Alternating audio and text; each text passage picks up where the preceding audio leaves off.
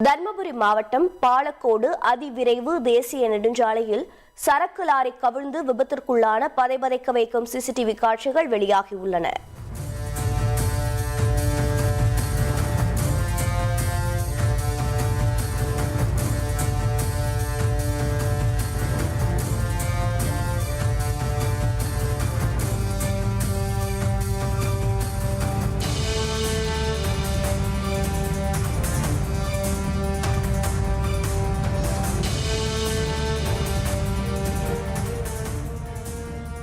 இது பற்றிய கூடுதல் தகவல்களுடன் இணைகிறார் செய்தியாளர் ஆனந்த்.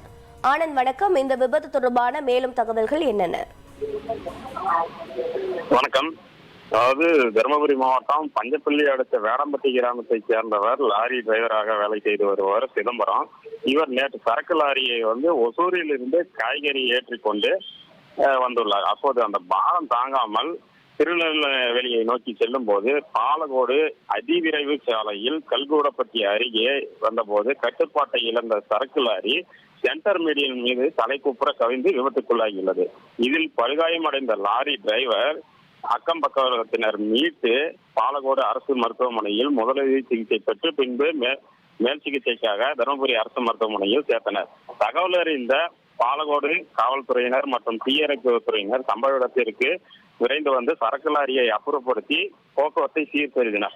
இதனால் இப்பகுதியில் சுமார் ஒரு மணி நேரம் போக்குவரத்து பாதிப்பு ஏற்பட்டது.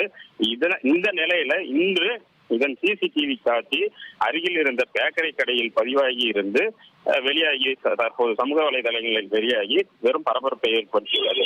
மேலும் இந்த அதிவிரைவு சாலையானது முழுமையாக பணிகள் நிறைவடையாமல், அதாவது தர்மபுரியிலிருந்து பெங்களூரு வரை முழுமையாக நடைபெறாமல் இருந்த நிலையில் கிட்டாண்டள்ளி வரை மட்டுமே இதன் முழுமையான பணிகள் நடைபெற்றுள்ளது. இதனால்தான் இந்த போக்குவரத்து பாதிப்பு அடிக்கடி ஏற்பட்டு விபத்து ஏற்படுகிறது என்றும் ஆங்காங்கே காவல்துறையினர் போக்குவரத்து காவல்துறையினர் பாதுகாப்பு பணியில் ஈடுபட வேண்டும் என்றும் சமூக ஆர்வலர்கள் கோரிக்கை விடுத்துள்ளனர். உங்களுடைய தகவல்களுக்கு நன்றி ஆனந்த். நெல்லை